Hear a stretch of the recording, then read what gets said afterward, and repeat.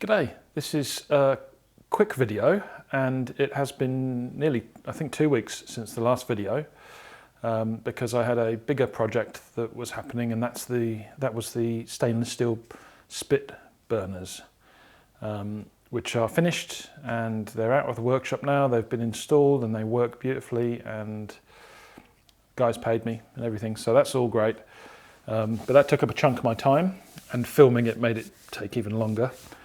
And because I'm trying to make it into a main project video for the main channel, because it's been about 6 months since I did one of those, I've sort of taken my time a bit with the filming, and I'm taking my time a bit with the editing.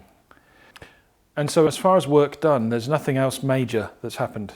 That's taken up the bulk of my energy. I do have a few bits and pieces on the table which are to do with random bits of second-hand stuff that I've bought and cleaned up on the wire wheel, and also dunked in evapor rust for a few days. So these have just come out of the tank today. That's the only reason those are there. They'll get a bit more clean up and put into service sometime soon. I spent a bit of time yesterday as well working on my Fender Strat.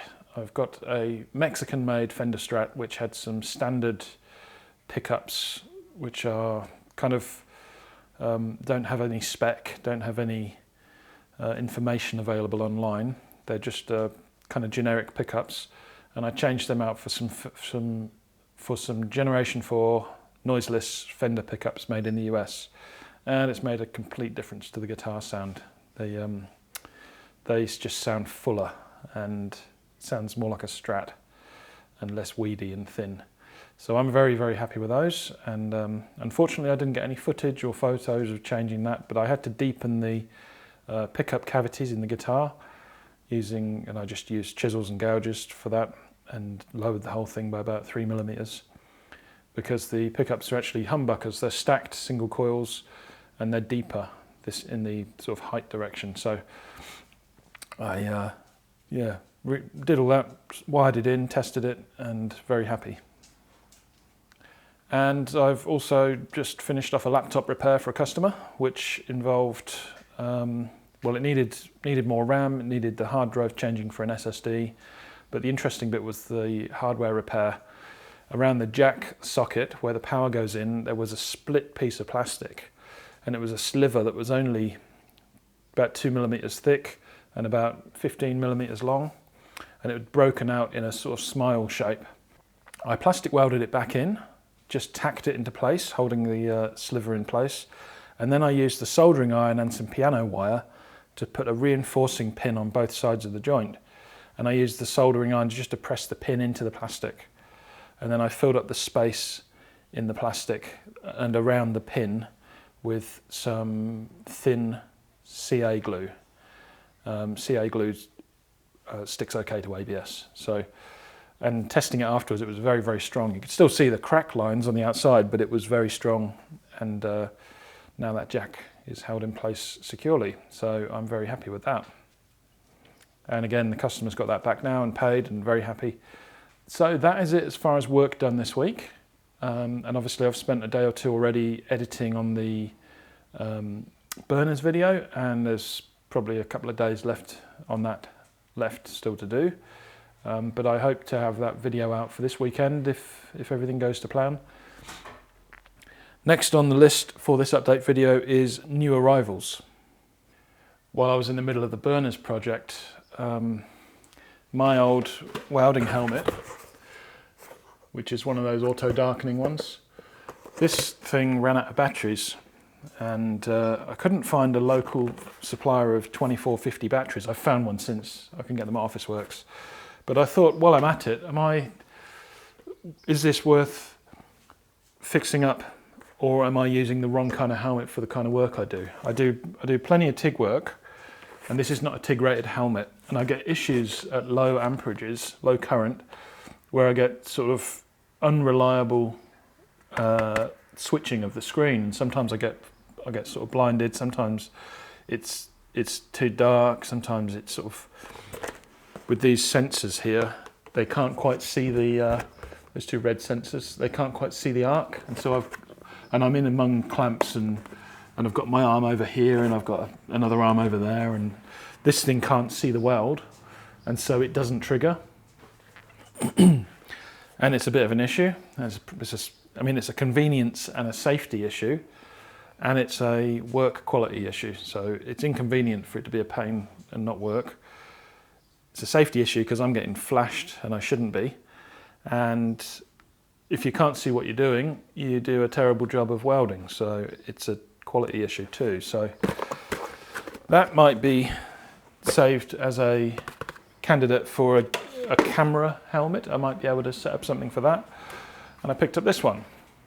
This is a SIG weld helmet. It has 4 sensors and it has a quad 1 screen. That means all the parameters, as far as the Australian standards go, all the parameters are top notch. The clarity, the colour that is allowed through the screen, the speed of switching and all of that kind of stuff. Each of those parameters is rated, and this is top marks on all of them. And it wasn't very expensive. And all the controls are on the outside. I've got the shade number here, and the sensitivity here, and welding and grinding mode here. And I tell you what, I have seen people buy these helmets, not this particular one, but all kinds of welding helmets, and I've always thought, yeah, okay, I've got one. What, you know, that's not my bottleneck. It's not my issue with trying to improve my welding. Not in any way. I didn't think there was any issue on the helmet front. These ones are just for general sort of medium power welding, and they don't trigger down to a low current. This one triggers down to 5 amps. An arc of 5 amps will trigger this. And the difference is literally night and day. I can absolutely see what I'm doing with this one. This one I've had since 2012, I believe. So that's 11 years I've been running this helmet, and I don't like it now. When I go back to it, I can't see anything, and I didn't know how badly I had it until I went to a good one. So I can recommend to anybody that's struggling along with an older auto darkening helmet, definitely have a look at a decent new one, because it will be a massive change for my welding, and it's already been a great help. And yeah, SIG weld, and I don't even know what the model is, but it's a decent helmet. So next on the list were these machine mats. I've got mats in front of the mill and the little lathe, and also the big lathe, and they're the sort of bobbly kind where they're a bit squishy, and they're really comfy and much less tiring to stand on. One thing I notice in here is this is hard concrete. My feet are sore at the end of the week, and it's just not very good. So having a bit of absorption underneath, shock absorption underneath the mats is a really cool thing.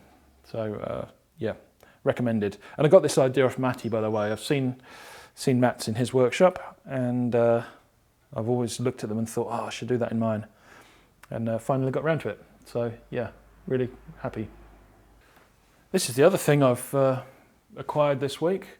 This is the other new purchase. This is not an expensive thing. It's a filing, an accordion style filing cabinet thingy, which I now use for my wet and dry paper. So I can get small sheets out the bottom, and I can read the backs of these, and I can pull out a sheet of whatever I need, and it's really handy.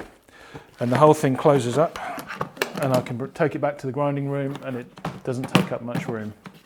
Previously I had those sort of bright coloured document wallets. You might have seen them in videos, I don't know. But they get torn, and the stack of grits gets out of order. And basically when you've got them in a stack, the only way to really store them is in a horizontal stack, and they slide around. They get a bit bulgy in the middle, and they don't want to stack up. This was cheap and will be a nice organised way to manage them. So that's it as far as work done, and as far as new acquisitions in the workshop. There is also a new paying job on the queue. This was on the queue about a year ago. My mate Jeff has asked me if I could build him one of Phil Vanderlei's steel desks, except he wants me to make it larger and make any required changes to bracing and fasteners and all that kind of stuff to deal with his larger hardwood desktop. He's got a desk that's 2.4 meters long, I think, and fairly deep. I forget the depth. But he's done lots of CAD drawings and he's redrawn it. He bought Phil's plans and he's changed the design and he's enlarged all the components, and he'd like me to fabricate it. So I'm going to do it in here, and that's going to happen soonish. I'd like to get it done before Christmas, probably. But there's only a couple of things that stand in the way of that. I've really got to do that belt grinder motor, because that's going to be used on every single piece of the project, and that'd be a major time saver to get that motor up and running on there. And I want to keep doing update videos every week or two, and I want to get the burners video out. So as soon as I clear a couple of things from my plate, a couple of side quests, including the belt grinder fix, back into it with a fabricating project for my mate Jeff. Yeah, and I think if I've got time, I will video that and make a project video out of it too. No promises. That's all from me in this episode. I will catch you in the next one. Thanks for watching.